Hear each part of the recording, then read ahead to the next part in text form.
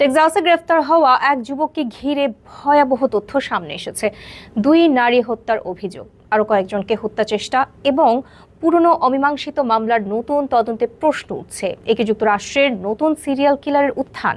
বিস্তারিত দেখুন পুরো প্রতিবেদনে।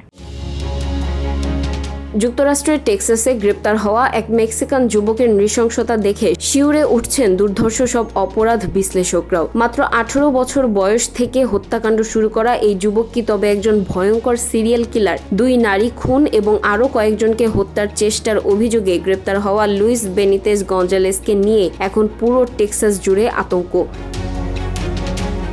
পুলিশ বলছে তার শিকার হওয়া নারীর সংখ্যা হতে পারে আরও অনেক বেশি। অস্টিন পুলিশের হাতে ধরা পড়া 26 বছর বয়সী লুইস বেনিতেজ একজন অবৈধ অভিবাসী। তার বিরুদ্ধে 2018 সালে এবং 2024 সালে 2 নারীকে শ্বাসরোধ করে হত্যার অকাট্য প্রমাণ পেয়েছে পুলিশ। তবে সবচেয়ে উদ্বেগের বিষয় হলো তার অপরাধের ধরন।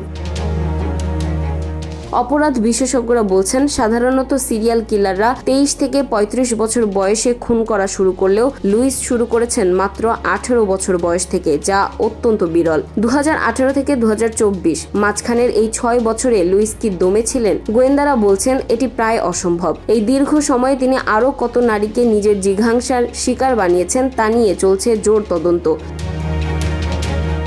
2025 সালে আরও 2 নারীকে গুলি করে হত্যা চেষ্টা চালান তিনি, কিন্তু ভাগ্যক্রমে তারা বেঁচে যান এবং তাদের সাহসিকতাতেই শেষ পর্যন্ত পুলিশের জালে ধরা পড়েন এই budding serial killer. Austin, Houston এবং ডালাস এলাকায় তার বিচরণ থাকায় প্রতিটি শহরেই পুরনো অমীমাংসিত হত্যাকাণ্ডগুলো পুনরায় খতিয়ে দেখছে FBI ও স্থানীয় পুলিশ।